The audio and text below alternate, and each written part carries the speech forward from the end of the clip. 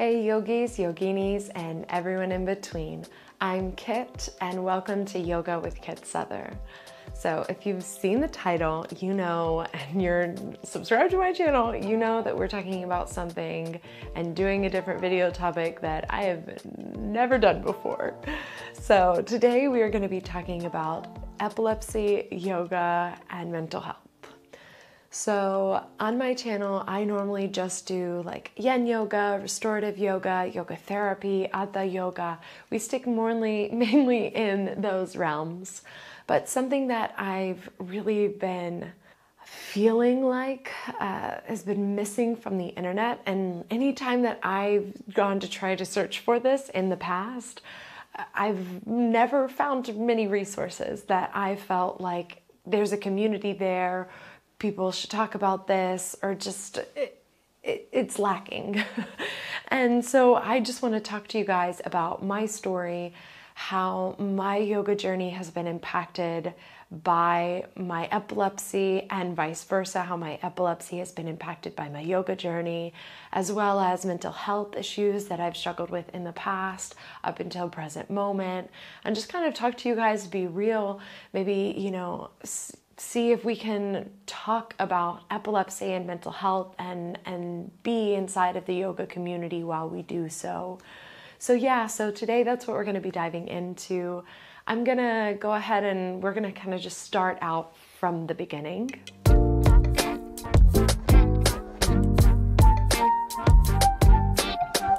So recently I saw the statistic that 1 in 4 people in the United States has had epilepsy or they have epilepsy. That statistic is staggering. I think that we can't see epilepsy in someone, right? It's not a physical attribute of someone. And so it just kind of goes unnoticed unless someone actually says to you, hey, I have epilepsy, you know? And for me, it's something that I have had epilepsy since I was 5 years old. That is a long time to have something. I'm 29 now. So from 5 to 29 is kind of wild to have something and be diagnosed with something and to think about something daily, right? For that many years. It's honestly, it's like having a child. I have like an epilepsy child, you know, that's never going to go away.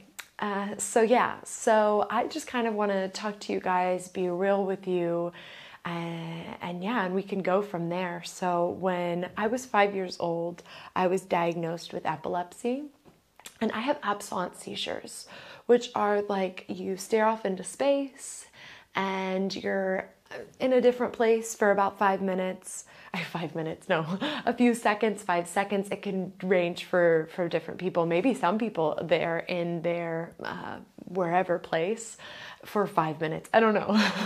Me, like 5 minutes.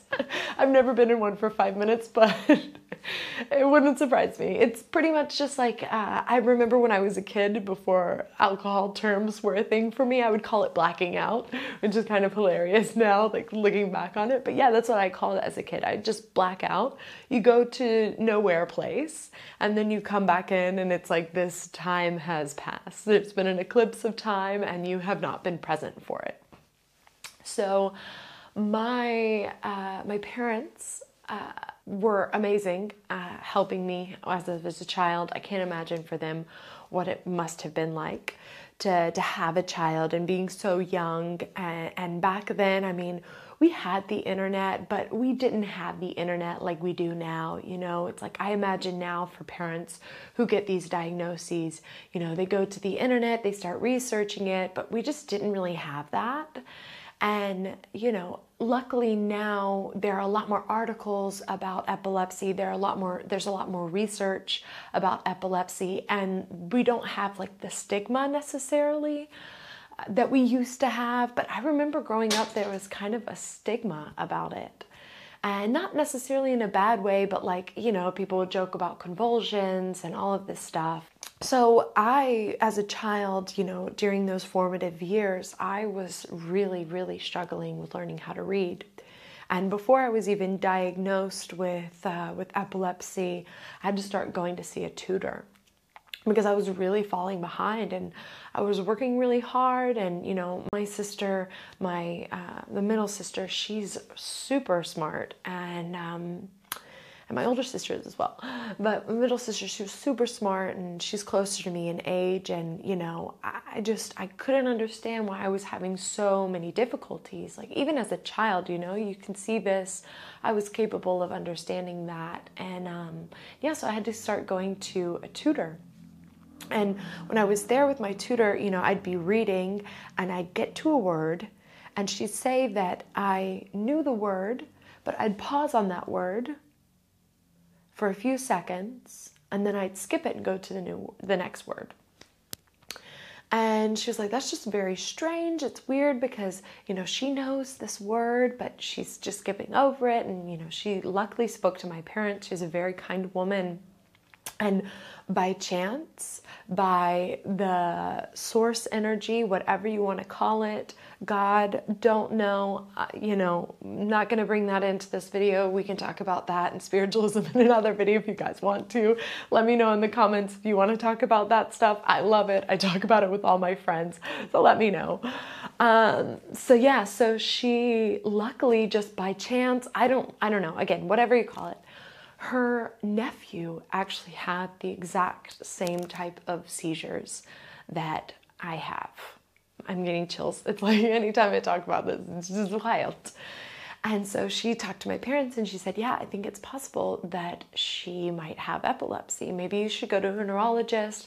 I don't know if she recommended my neurologist at the time, but she recommended maybe, or I don't know, but I went to a neurologist, my mom and dad. And again, I'm 5 at the time. And we did all of the tests. We started doing blood work. I think I was doing blood work at that time pretty regularly, maybe like once a week. Then it was like once a month. I was getting EKGs, EEGs, going to a lot of different doctor's appointments, going to neurologists. It was just, as a child, it was just wild. You know what I mean? Because you aren't necessarily capable of understanding what's going on with you, and you're not able to really express everything that you want, and it just feels weird, and it's very like you can't talk to anyone around you because no one else is going through the same thing, and I just remember being so young and so little and already feeling the feeling of like being isolated in a way. And looking back on it now where I am as an adult, I'm very fortunate that I went through that, because I learned something at a very young age that I think that most people don't learn till a bit later on. But that was what it was for me. And it was fine, Luckily, once I started getting on medication, they put me on Depakote for the first time when I was 5, and obviously that's kind of a controversial medication now because of all the side effects and that whole thing. But at the time in the 90s, I think this was in like 98, like 99, 2000, somewhere in there is when I was diagnosed. So it's been a while. I don't know the exact year, but that's what it was. And so it just, that was the beginning for me. My epilepsy, what that was, and up until I was like 14, I took medication every single day, in the morning, at night time, up until 14. And then with anyone, if you don't have epilepsy, or you don't know, or you don't have a family member or a friend who has epilepsy, but a lot of kids who get diagnosed, they say you're just going to have childhood epilepsy, that you have a higher probability of, once you start hitting puberty, that your hormones will somehow, I don't know these things, but I think that that's what it is, that your hormones change, your body changes, your brain changes as well, and you grow out of having seizures, so to speak, right? Growing out of it. that didn't happen to me. So they tried this, right? Because we did all of these different tests. They weaned me off my medication at the age of 14, and everything was fine for a few weeks. And then it wasn't fine. And so when I was 14 and a half, it was a few months after I got off of my medication, I had a really, really, really bad seizure. It's crazy. I remember everything about that day, but everything about that day, from when I woke up. I remember what I ate literally right before I had my seizure, and I have not eaten that since that moment. I had an English muffin with peanut butter, which is so American, but that's what I had, and I have not eaten that since. And yeah, I remember I was on the phone with my mom, and then I hung up the phone with my mom, and when I was trying to put the phone back in the holder, right, because this is with landlines, it was a cordless phone, and I remember trying to put it back in the holder in the kitchen, and I could not put it back in the holder to save my life. Like, it was like my motor skills weren't working. It wasn't going well. And so then all of a sudden I collapsed on the floor, and luckily my dad was home. He worked from home at the time, and he ran in and he got me, he put me on the sofa, and it was such a crazy feeling because I was capable of thinking and processing what was going on, but verbally I could not speak. It was like what came out was just, maybe it could be similar to someone having a stroke or something along those lines, but it was like my brain was working. I was physically able to feel everything, to see everything, to think, to read, all of those things, but I was not capable of speaking. So my dad, I remember his face like it was yesterday, had such sheer panic in his eyes. And I just remember being on the sofa. Like, I remember even what I was wearing. Like, it's wild. My dad was just there, and he picked me up. He put me in his truck, and we went to the doctors. We went to the emergency room, and I was there, and they did all of these tests, and I just remember being there, and it was just such a terrifying feeling. And then afterwards, after all the tests, and after me being in the room, and the doctor came in, and they asked me, what was my birthday, and I could not think of my birthday. And that was just so wild for someone to ask you such a question that we all know, and I just, it was just blank. It was like, I could not, it was numbers, it was like, luckily I knew my name, and I was capable of saying my name, but the birthday question just really stumped me. And that was just, after that moment, I've been on epilepsy medication since that day. And, I tried to get off of it when I moved to Spain, because I thought, hey, I'm going to try this again, because I think I was probably 25 when I tried to see if I could get off of it again. And it just didn't, it's not it for me. I have epilepsy, and I, statistically speaking, will have epilepsy for the rest of my life. And that's okay. There's nothing wrong with that. I'm perfectly fine with taking medication every single day of my life, in the morning and at night. There's no problem. 10 a.m., 10 p.m., no worries. You know what I mean? If that's all that I have to do and I can live a happy, healthy life, man, I'm doing really well. That's just what it is. And some of you guys might think like, oh, it's so annoying. But genuinely, it's all good. You know what I mean? It's all good. So how does yoga, right? So how does yoga tie in to all of this? Like how does yoga intertwine with my epilepsy journey? So wild. So when I was 17 and I was dealing with all of this epilepsy stuff and hormones and mental health issues and just like a lot of other trauma that had recently happened to me at the age of 15, and it was just like not a great moment in my life. So I was a really big runner in school and just sports in general. Like I love sports. I love being active. It's just something, it just feels good, you know, it feels good. So I was running and I was really wanting to get a scholarship for college. And so I was in my junior year of my cross country season. And with my epilepsy, I was just getting really stressed out.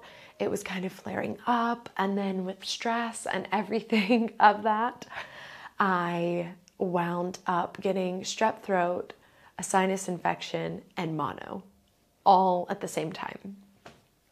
Hell, but just hell. So I was going to a chiropractor pretty regularly where I'm from, and the chiropractor, he just by chance told me about yoga. And he was like, yeah, you know, maybe you should try yoga, because I told him, I said, I can't run right now because when you have mono, your spleen, it's really easy to rupture it. And I could swim kind of, but I couldn't do the flip turns in the pool, which is fine. I don't really like doing those anyways, but it was like yoga, meditation, swimming, you know, like, and I'm thinking to myself, I don't even know what yoga is. I don't know what meditation is. Also, you have to think this is in like 2010, you know, obviously Yoga with Adriene was on YouTube and one or two other videos you could find. But other than like DVDs or going to a class, then you were just kind of out of luck, really. And so I started looking up blog posts about it online, and I started like learning how to do the poses. And I remember the room in the house that we used to live in where I would do it. And yeah, I had like my computer, and I just remember I started doing research and trying to figure out, okay, so like, what is meditation? How do you meditate? And I'm from a really rural town, and you know, I was so young at that point. I didn't really feel comfortable at the time to really like ask my parents about taking me to go to these classes, and I was just so busy with school and life, and you know, it was just like, I'm just gonna go online, like what everyone does, just gonna go online and see what I can find. And so that's what I did. And so I started finding all of these different yoga videos and yoga blogs, and I started really trying to like study what's going on here. And I just really loved it. It was just something that, it was just like, oh wow, this is so cool that I can move my body in a different way, and it's a little bit more introspective. And you know, in the beginning, I think with a lot of kids, especially like kids who are, I don't want to call myself necessarily an athlete, but at that moment I was an athlete. And at that moment, you know, you, especially then, you're really into the asanas, and you get into a little bit of breath work just from the breathing aspect of it. And that was really it for me. It was pretty superficial. There wasn't a lot. It wasn't very complex, but I started noticing that when I was doing yoga, I was getting better running times. I was less stressed once I was able to run again after the mono and everything fizzled out. But I was less stressed. I was a lot happier. I was more flexible. I was just better at the sports that I was doing. And I was like, wow, that was pretty cool, you know? And so it was just kind of like that all evolved. And it was just like a cool experience. And so I kept doing yoga. You know, I got into school. I wound up going to Kennesaw State University for my freshman year, and I ran there. And it was okay. You know, I didn't really do yoga that freshman year. And honestly, that was probably one of the worst years of my life, to be completely honest. So that was just, when I said hell earlier, that was hell then. Probably the year of my 18th birthday. Yeah, probably 18 was the worst year of my life. So yeah, it was just horrible. I was having really bad seizures again because of stress from school. I was failing out of my calculus class. I was just really upset with my life. My running times weren't great. I was eating really shit food. I just wasn't happy. I was just not in a good place. And I took that out on my body, on my friends, on my partner at the time, on like everything. Like it was just a really horrible moment in my life. And some other stuff happened that like I don't feel comfortable sharing today. Maybe some other time in the future, but not today. We're talking about other stuff. But it definitely did contribute to the downfall of my mental health. And I think from the age of 18 to about 21, those were probably the worst years of my mental health that I've ever had in my life. And I have so many fun memories from that though as well, just because it's such a coming of age moment in your life, and it's just so crazy and so raw. And it's just like in the US, for anyone who's watching from other countries, most kids when they're 18, they leave their mom and dad's home or their guardian's home, their parents' home, and they go and a lot of kids, right? Not everyone. I come from a privileged background, like I'm gonna be for real. And I was capable of going to school outside of like my close surrounding. And so I did that. And, it was an incredible experience, right? But with that incredible experience, I had so many mental health problems while I was in school. And I was medicating myself with things that you shouldn't be medicating yourself with and that don't work. I was in really toxic relationships with my partners, and I was just genuinely just sad. Like there was nothing in my life that truly brought me joy outside of like me making videos for my school and like doing my schoolwork and like creating stuff that I did on the side and like hanging with my really close friends. And I just was just sad. Like I didn't feel like I had a purpose. I partied a lot. I just was sad. And I was stupid, to be quite honest. Like, I know you shouldn't say that necessarily about yourself now, but past self, I was just stupid and silly and very young and naive, and I hadn't lived a lot of life yet. And so then I was still kind of doing breath work and I was still getting into yoga a little, and I was still doing some stuff online, and I would just kind of do it on my own. But it wasn't a regular routine, right? It was like every now and again I'd do it. It wasn't anything too crazy. It was just like, sometimes I'm doing it, other times I'm not. When I'm really, really sad is when I'm doing it. And then when I was 20, I started really getting into meditation. I came to Barcelona for, I guess I was 20, 21. Some of the ages I'm a little bit confused on, but please go with me. It's somewhere in there, right? A lot of that's kind of hazy. So please pardon me for that. But I came to Barcelona because my sister was living here at the time, not study abroad, an internship. Yeah. So I came here for an internship, and I was working with a company here for social media. For some reason, while I was here, it just kind of happened that I started reading about Buddhism and spirituality and breath work, and started kind of learning more about that and like what it was, what it means. And I started diving deeper into that realm of spirituality. I grew up from a Christian background, like most people from southern United States. And so, yeah, so I didn't really understand other cultures and other religions very well. And I'm just being honest. And so I wanted to learn about them. I wanted to figure this out. And I started reading more stuff online about how to properly meditate, started learning about chants, started learning about mantras, started learning about hand positions, about mudras.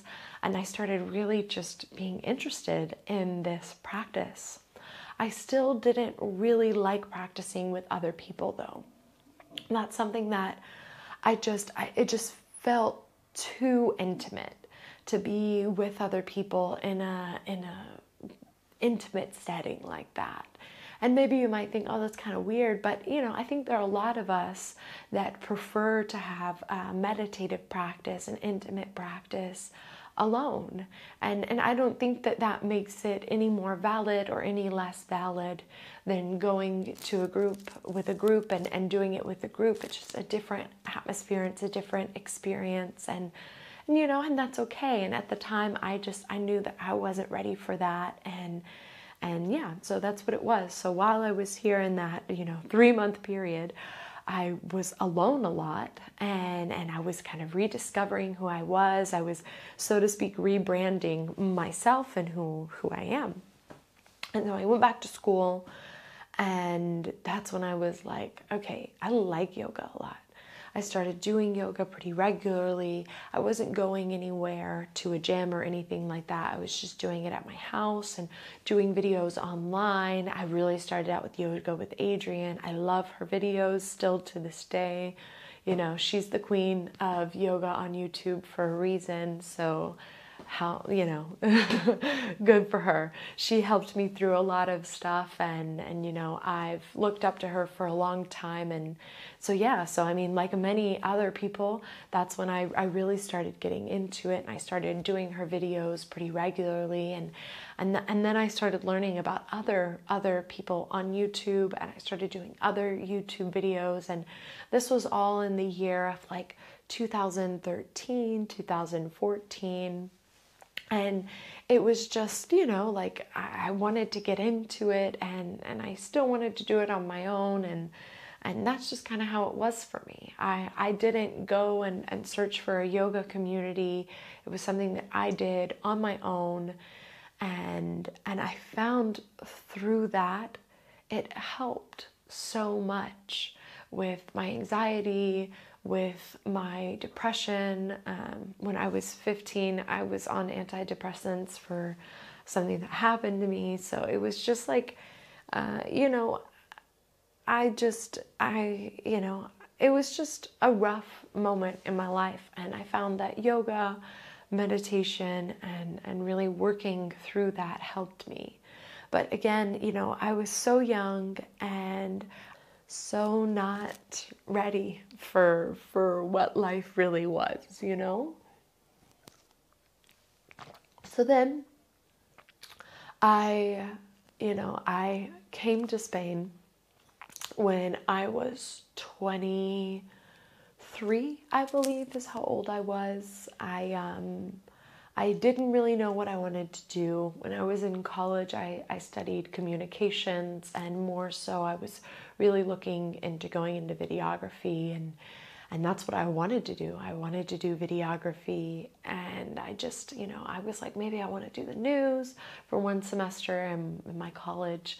I did the sports anchoring portion of our news, and for one of my classes I had a radio station, and but my radio station was about health and wellness, so I always knew that I really love health and wellness. Okay, so my camera stopped. So I really knew that I loved health and wellness. I really knew that I loved yoga, and I loved videography. I still love all of those things.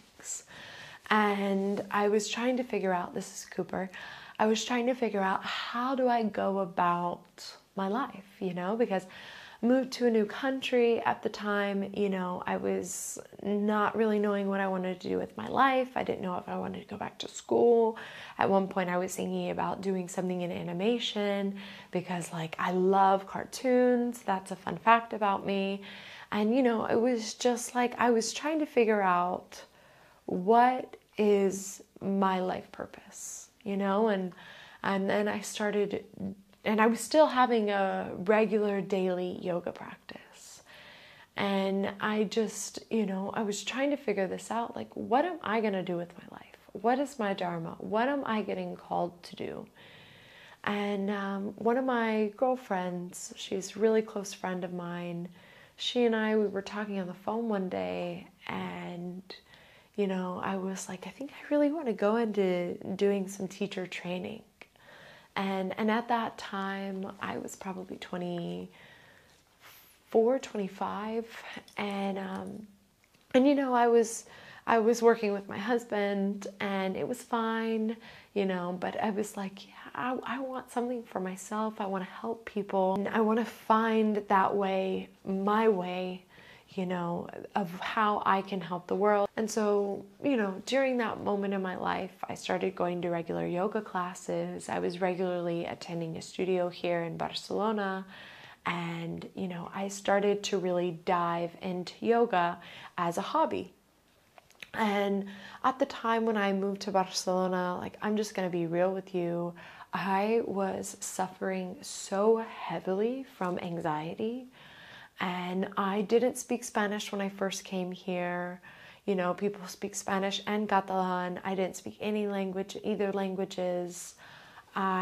It was just, I was away from my family, my friends. Obviously, it's still my life choice, but I was really struggling mentally, and I was having so many problems with my mental health. And I started to go see a therapist, and she was amazing, and she really helped me. And it was just I was anxious about everything. I was anxious about talking to people. I was anxious about how people would interpret who I was, about, how they would respond to me. I was anxious in social settings. I was anxious about everything. There was nothing that I was not anxious about. And it just became so unhealthy for me, and unhealthy for the people around me. And it was just I wasn't happy, and it wasn't anything that anyone else was doing except for myself. And so then, I was still having a daily practice, but I was kind of feeling maybe I need to change things up. Maybe I need to start going to some yoga classes in the city, and maybe I need to start finding friends that are more in tune with me. I took the steps to see a therapist, which I felt were a good step, and I needed it. And working through everything, being in a new country, trying to figure out your life, being young, it was just a lot. And so I started going to a studio in Barcelona, and I went really regularly, and I was doing really intense asana work and breath work, and I was just really starting to, through that practice, starting to see my anxiety, my confidence, my cortisol levels, everything was just getting better. And then I started reading a lot of books, started studying Buddhism, I started studying Hinduism, I started learning more about spirituality, and I started gaining this knowledge that really just takes time and dedication and and hard work, and just really putting in the time and effort to learn about these things. And so I started doing all of that stuff. I started doing shadow work, started journaling. I still work in those modes. I still do all of these things till to this day. And I just found that those practices of yoga and meditation, they help transform my life. And so through that, I was talking to one of my close girlfriends who's in the US one day, and I was talking to her like, I need to figure out what I'm going to do with my life. Like, I want to know what I want to do, and I'm feeling like I'm being called to teach yoga. And she was just like, well, then you should teach yoga. She was like, I think you'd be amazing at it. And it was like, you're right. I think that I would be as well. I've always been someone who likes talking, who likes helping other people, who likes guiding people in a way, in a helpful way to become a better person. I always felt like this path that I'm on currently is the one that I've always supposed to have been on, that I've always supposed to have had. And so it's like all of these things that happened throughout my life, and all of these things that have just come to pass and that I've gone through and experienced have led me to my Dharma, and what I feel and what I know inside of me is what I'm supposed to do. So all of that to be said, it's like yoga, the breath work, the asanas, the, really diving into who we are as individuals through our yoga practice and through yoga as a philosophy, right? Because that's a whole other thing that we could discuss one day if you guys wanted to, has transformed my life. And it's not even to where it's just a layer deep. It's like there are so many aspects of my life that have become so much better because of yoga, because of these spiritual practices, because of this gratitude and this oneness and this uniqueness that I've cultivated throughout the years of practicing. And through the physical body, through the spiritual body, through the mental body, through all of the bodies that we have, it's just completely altered my existence. And so I did this yoga teacher training, and it just all kind of came to this point head, and it was just like, yeah, this is what I'm supposed to do. And right when I had finished my yoga teacher training was when COVID and everything happened, and I was just trying to figure out, okay, so now what am I supposed to do? How am I supposed to do this? And, and then this just all kind of happened. And my whole thing is yoga.